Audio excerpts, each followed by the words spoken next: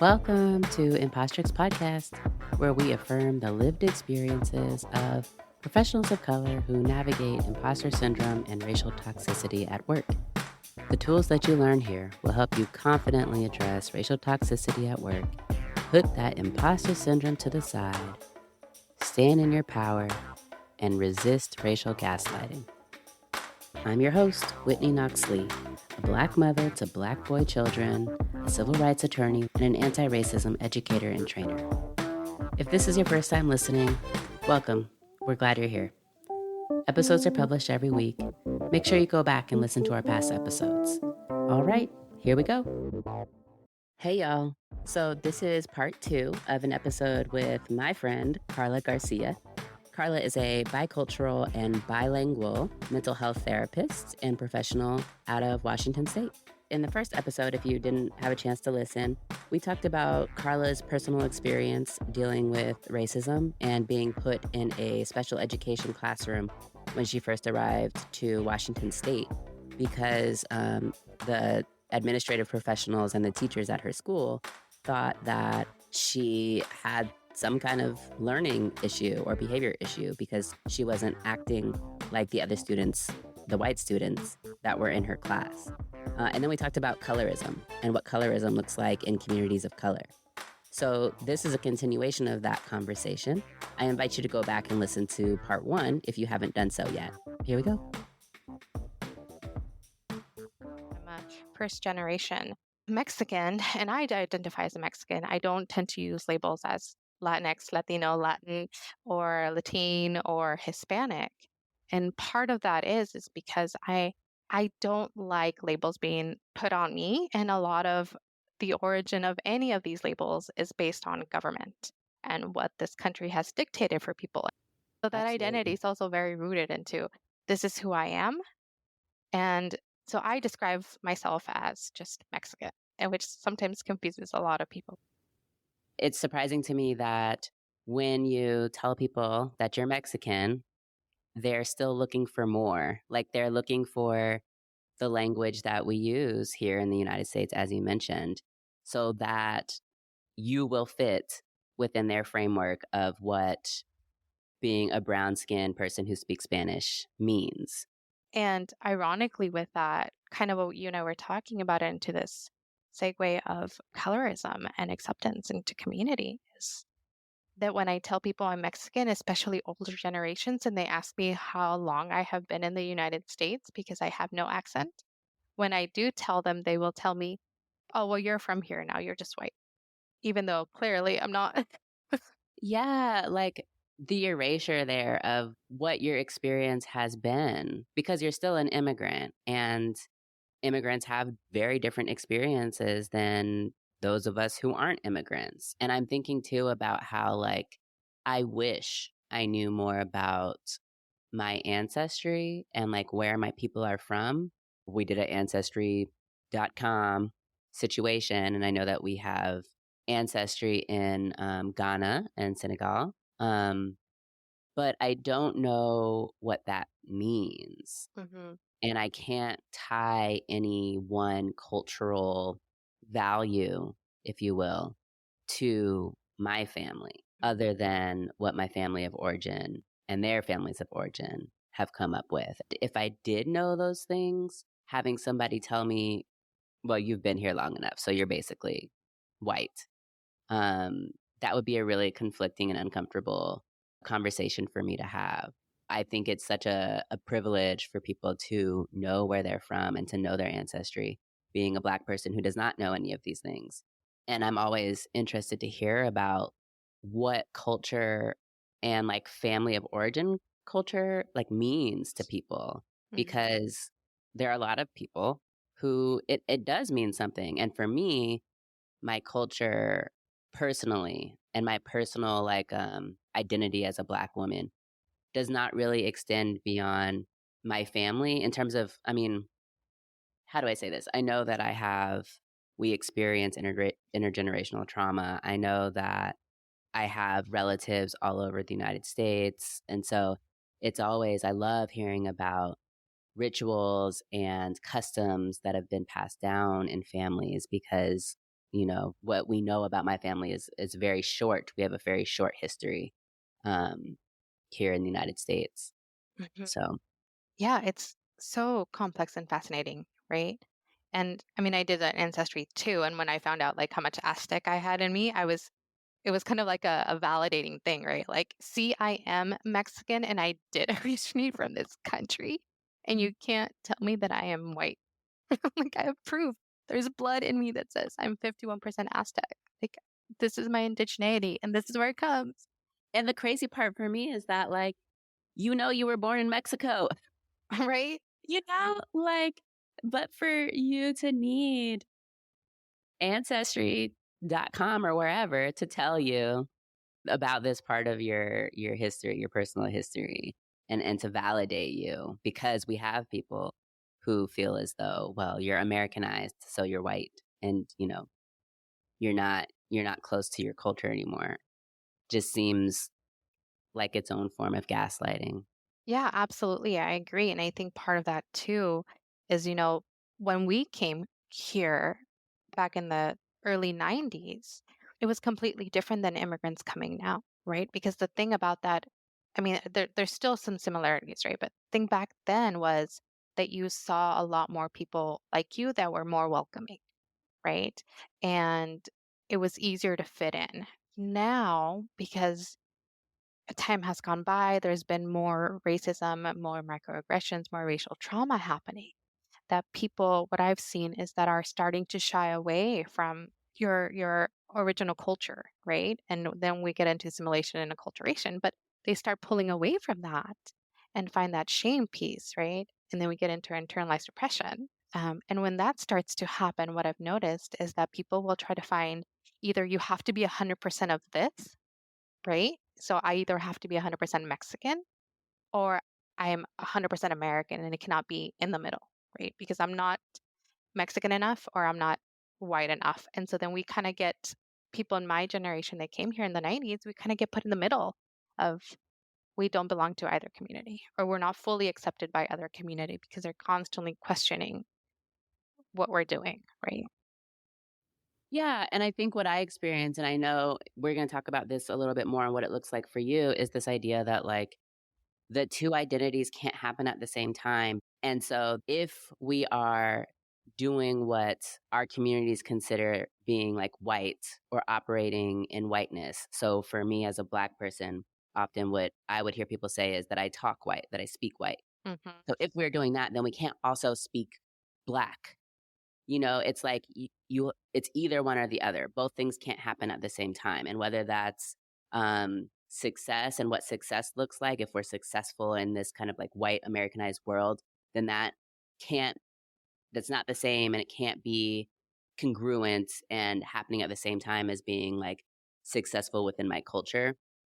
How we operate in this life here in the United States and the values that we hold as Americans sometimes, oftentimes, does not align with our values in our cultures. And when that happens, sometimes I do find myself caught in the middle, and not to the extent or differently than you, Hmm. I suppose, but it's still very much a thing that I think a lot of us experience, and particularly those of us who do work in these professions where we're one of a few, or where we're kind of breaking barriers, even just being in the profession. And we're, maybe called sellouts is something that I think a lot of people say, or Uncle Toms for Black folks. And so it is an interesting dynamic that, we have to navigate. And that's part of the reason for this podcast, is figuring out how we can be more authentically us in the face of racial toxicity, but not just from white people, because white supremacy doesn't need white people. White supremacy is an idea that can be perpetuated by folks of color, whether or not we mean to, Hmm. um, and that's because it's the air that we breathe. Thank you so much for listening and for your support. I wanted to take a quick moment to suggest 3 other ways that you can support Impostrix podcast. The first is by donating. Yes, sending me money. The podcast costs approximately $130 per month for me to produce, and that comes out of my pocket. Why? Because I love you and I love what we're working towards, and it's worth it for me. But if you would like to help in covering some of these bills that include my Buzzsprout subscription, my Canva subscription, all the random little subscriptions, I welcome you to do that. I would happily accept those dollars. And you can do that by looking at the show notes for this episode and looking for the link that says support the show. That will take you to the Buy Me a Coffee page where you can donate. I want to go ahead and thank Peggy Wolf, because Peggy has donated to Impostrix Podcast. I so appreciate it. Peggy is one of my friends from law school, and I'm so grateful for you, Peggy. So thank you. All right. Way number 2 that you can support Impostrix Podcast is by subscribing to the newsletter. You can subscribe to our monthly newsletter by going to the website www.impostrixpodcast.com and clicking on the newsletter tab. I promise this will be monthly, and it's not even going to start until September. This is where you will get all the offline information that I'm not necessarily posting on social media or talking about in the podcast. It's where you will get discount codes for products and services that our guests are offering.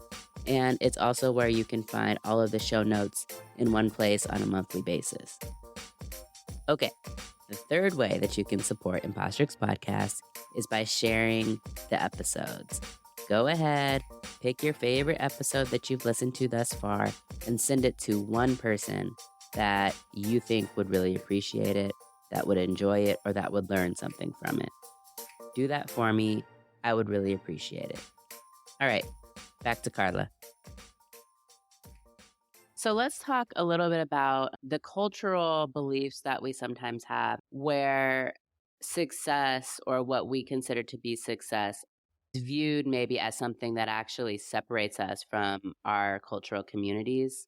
Yeah, I mean, it's also one of those things like, how do you define it? For my mother, success was me getting an education, marrying a good man, having a good family. That was her idea of success for me. Thankfully, I have those things. Mm. I've worked my ass off to accomplish those things, right? Um, and yet, I am still being told by people in my community that my success is tied to my husband. It's not an individual thing, right? It's always been a thing, a recurring theme that has always said to me by people, particularly men of color, you don't have to worry. Your husband makes enough money anyway. You're never going to make as much as he makes anyway, so why even try? So, my success, according to my mother, all my accomplishments, according to my mother, is huge success. My success, according to other people of color, particularly men, is nothing because my husband's success completely overshadows what Right. I've done and what I do and how much I bring in or don't bring in or whatever the case may be. In the Black community, what I experience is almost not the reverse, but it is different because so many of our men are incarcerated.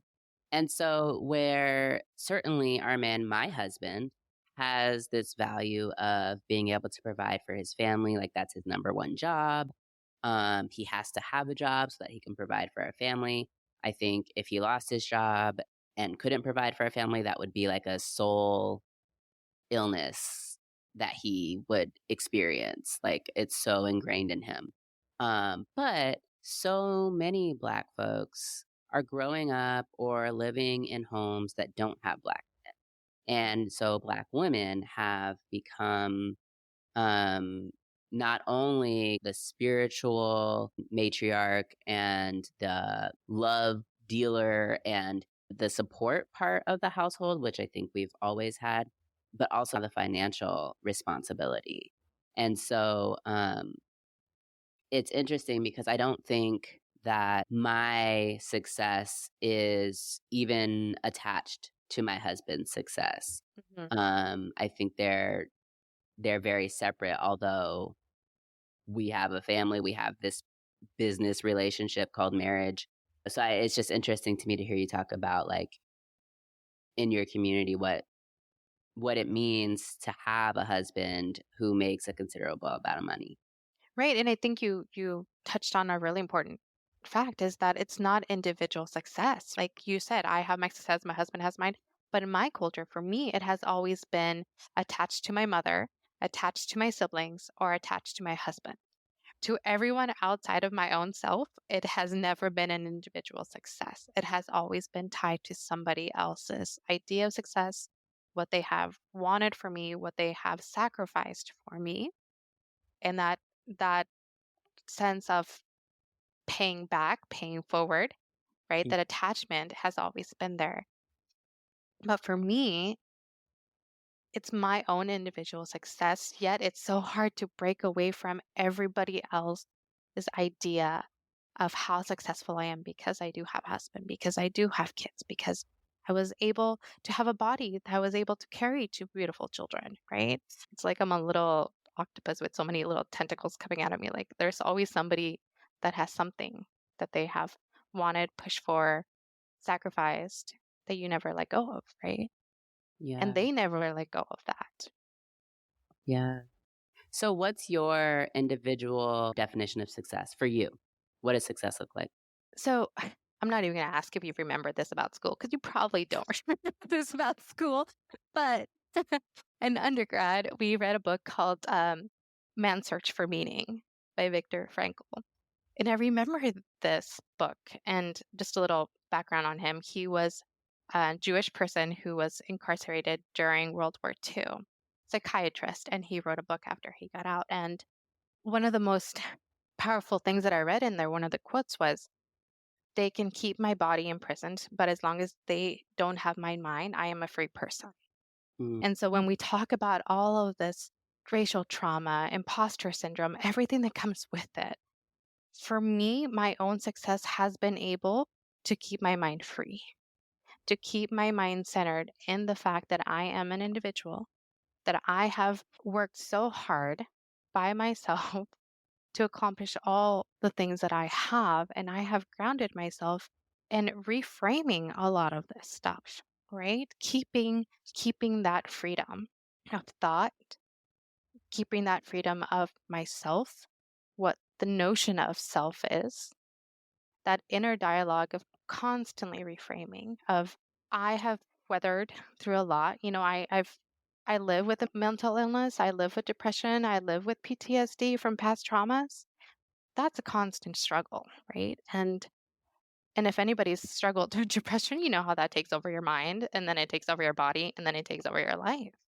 So it's a constant having to reframe of you are the person that has done this. You are the person that has physically moved your arms and legs to get out of bed, to push through, to go to college, to fight everything.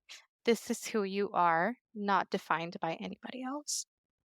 And that has kept me grounded in my idea of I myself have a sense of self that is not tied or does not feel tied to others. And mhm. that to me is success. Yes, I love that. So having a sense of self that's not tied to others. And as a mother too, like that's so difficult. I think for me, success does have to do with this inner knowing of who I am. And then that I'm living within my values. I do think it's authenticity, but I like to remind myself that authenticity comes with risk. And so when I can't be authentic, I don't view that as like not being successful. But what success does look like in that situation then is figuring out and being more clear about what I need to get out of this space that might not be serving me so that I can move on to the next space that will be serving me. And then like having an idea of like having a goal because I guess I don't feel like I can be successful if I don't have a a point to get to. Otherwise, I guess I just feel like I'm, like, floating in limbo. I need to have something to work towards, and I think that goes maybe towards ambition and less so towards success, but just thinking about, like, what are the things that I wanna achieve? What's my purpose? What's my purpose here on this earth? And am I even, like, facing towards my purpose? Mm. I don't even have to be close, but am I facing it? Do I see it? Do I know where it is? And then identifying what I need to do to get there. Yeah, maybe you should read this book. Yeah, you said the name of the book. I'm like, nope. But I swear to God, I was there. Like I was there. I actually did okay in school. And well, during those 2 years of school, I did okay. But all right, Karla, we're gonna wrap this up. I just wanted to thank you so much for coming and for sharing with us a little bit about what drives you, what your journey has been, and your identities. Do you want to maybe give your website, tell us how we can find you, where we can find you? Yeah, so I'm based out of Seattle, Washington. So all the work that I do is here. My website is garciacounseling.com. And then for those that are in Washington State, pretty soon you're going to be able to hear me on the radio over in Eastern Washington with Radio KDNA doing some mental health with immigrant communities. But thank you, Awesome. Whitney, for having me. So I love this conversation because for me, what it really highlights is that when we're dealing with imposter syndrome and racial toxicity, it's not a thing that just white people perpetrate against people of color. This is something that's happening within our communities of color and within white communities as well. And I think that's important for us to identify when it's happening and for us to recognize this is something that we all are having to deal with and that we're all needing to find personal accountability around, not just when we're talking to white people, but also when we're talking to people within our own racial cultures or within other racial cultures. I'd love to hear from listeners what you think about today's conversation. If you resonate with what Karla and I shared today, I'd love to hear from you about what success means to you and how you're able to tell whether or not you feel like you're being successful or living in success today.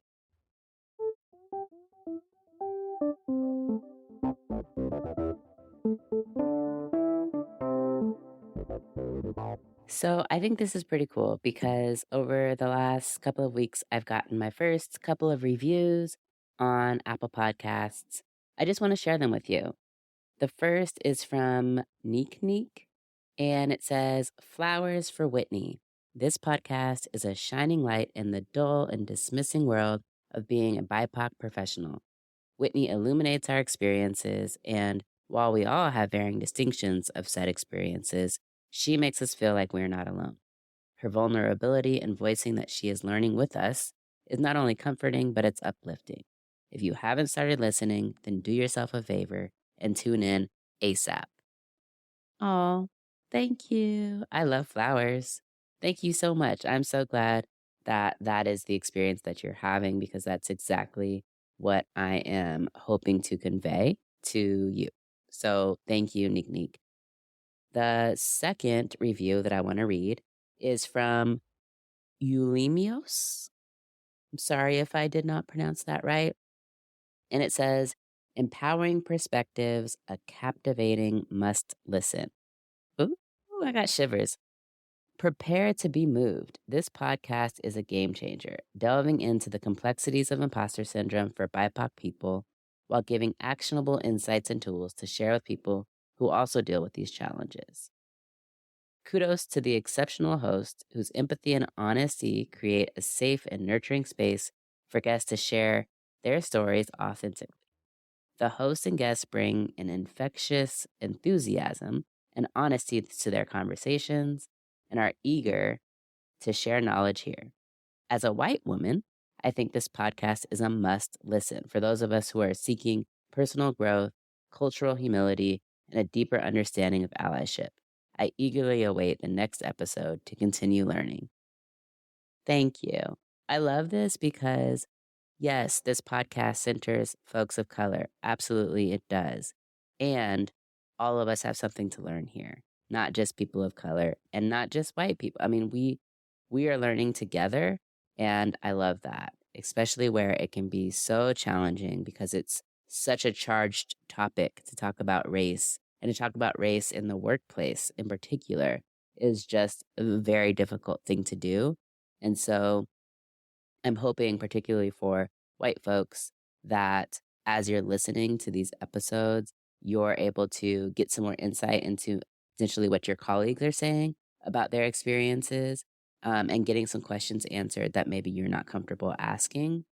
I think that I'm hoping for this to be a great eavesdrop for you, a meaningful eavesdrop. All right, y'all. Thank you.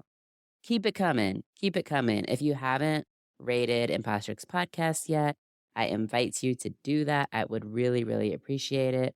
The podcast charts and all of that are based off of ratings and they're based off of listens. So if you do enjoy this show, please go ahead and give me 5 stars, whether that's on Spotify or Apple Podcast or Good Pods or wherever you listen to your podcasts. Give me 5 stars, and I do love reading reviews. So if you want to type something up, I would appreciate that too. I hope you enjoyed today's episode. If you liked what you heard, don't forget to listen to past episodes and to subscribe. You can also follow me on social media. Also, feel free to leave me a message. I want to know what you think about this show. So you can do that by leaving a review, or you can do that by sending me an email at imposterxpodcast@gmail.com. This podcast is for me, and this podcast is for you. And I hope that you're leaving this podcast and this experience feeling validated, because that's the goal. Be validated. Until next time.